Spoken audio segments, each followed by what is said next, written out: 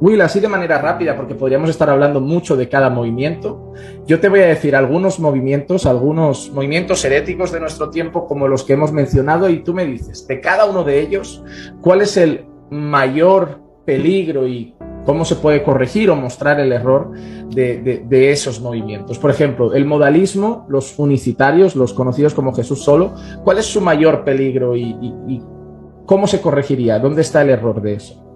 Bueno, ellos niegan la Trinidad, dicen que Dios es uno en esencia y uno en persona. Dios el Padre es el Hijo y es el Espíritu Santo. Entonces, desde luego, esto atenta contra la palabra. ¿Y cómo refutar a los modalistas? Bueno, podemos hacer como hizo Tertuliano o Orígenes en la época patrística. Podemos apelar al bautismo de Jesús, donde vemos a Dios el Hijo en el agua, Dios el Padre hablando desde el cielo, Dios el Espíritu Santo descendiendo sobre Cristo. Y un argumento que me gusta mucho de Tertuliano, que como antes hablabas, ¿no?, del monarquianismo y monarquianismo ahora modalista, que es un subgrupo, Tertuliano decía a los modalistas o los patripasianos, como eran conocidos en aquel entonces, bueno, si Jesús es el Padre, ¿a quién oraba Jesús?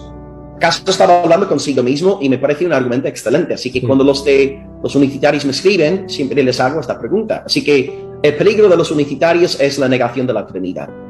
Muy bien. Los judaizantes, su mayor peligro. ¿Y cómo lo refutarías? Claro, el movimiento judaizante tiene muchísimas ramas. Entonces tú puedes toparte con judaizantes que creen en la Trinidad, pero luego también puedes toparte con judaizantes que ni siquiera creen en la deidad del Señor Jesús, que son más bien de tendencia ebionita. Por tanto, es marcadamente difícil hacer una afirmación, digamos, global sobre el movimiento judaizante, pero sí diría que todos están de acuerdo en este punto fundamental, que la salvación en última instancia depende de las obras del creyente. Cada secta dentro del movimiento judaizante tiene las normas a las cuales sus adeptos, sus feligreses tienen que rendir obediencia, pero siempre acaban añadiendo a la obra salvadora de Cristo. Y la manera de refutar a un judaizante es abrir la epístola a los Gálatas, leer los 6 capítulos, memorizarlos, y ahí Pablo derrota decisivamente el corazón del movimiento judaizante. Interesantemente, en Colombia, el año pasado, la prensa secular sacó una noticia diciendo que 40,000 feligreses de la Iglesia Evangélica habían salido del protestantismo para abrazar el movimiento judaizante. Así que, como bien dijiste antes, está pegando con una fuerza casi imparable ahora. Pero Gálatas para mí es la refutación clásica del movimiento judaizante.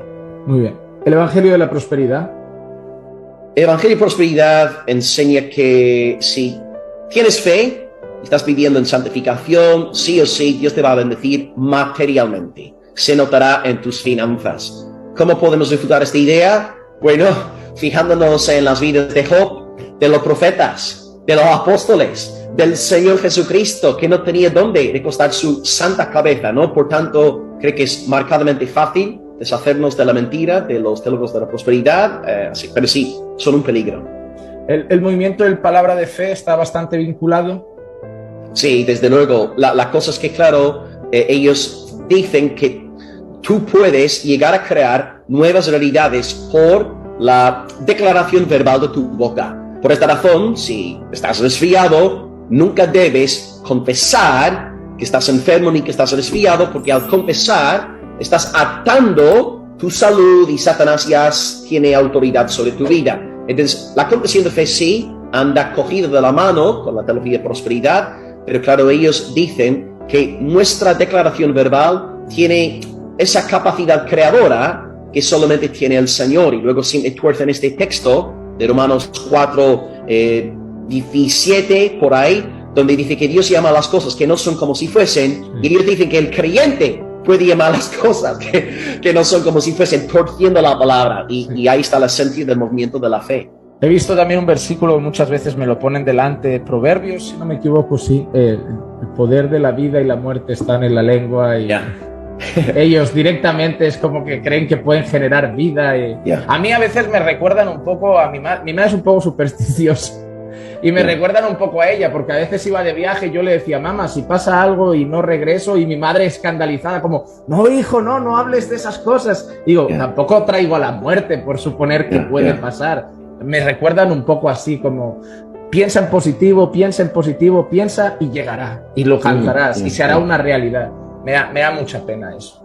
Y el humanismo que se ve hoy en las iglesias, ¿cuál es el mayor peligro de esa teología humanista que hay? Sí, porque detrás está, ¿no?, la gloria de Dios. Nosotros como protestantes, nuestro lema es soli Deo gloria, pero el humanismo es soli ego gloria, ¿verdad? Entonces para mí es como cuando Cristo reprende a Pedro en Mateo 16, apártate de mí, Satanás, porque no tienes, ¿no?, en mente las cosas de Dios, sino las cosas de abajo. Entonces yo creo que el humanismo, como bien escribiste antes, ese movimiento da la centralidad del hombre, por tanto es completamente antagónico a la fe bíblica, la cual da toda la centralidad, toda la gloria, toda la alabanza al Señor Dios Todopoderoso. Así que este humanismo lo encontramos en casi todas las sectas que hemos nombrado anteriormente. Entonces no hemos nacido para ser campeones. No, para nada. No, pero si el Señor nos ha puesto por cabeza y no por cola. Pero son esos textos, ¿verdad?, que les gusta utilizar. Dios te ha puesto entre los príncipes de la tierra y... Sí. Will, así por último, ¿crees que hay una nueva teología feminista? ¿Hay una teología feminista entre nosotros ya? Sí, inicialmente yo entiendo que el movimiento feminista, finales del siglo XIX, tuvo fines loables, ¿verdad? Querían que las damas pudiesen votar, etcétera. Y yo entiendo que en la historia del feminismo tenemos que dividir entre épocas, pero ahora mismo lo que tenemos ya no es feminismo, es feminatismo. Y dentro de las iglesias también es increíble. Incluso el auge ahora de pastoras que se dio el siglo pasado, ¿no? 19 siglos sin pastoras, ahora de repente con la ola de feminismo, entrando en la iglesia pastoras por todos lados.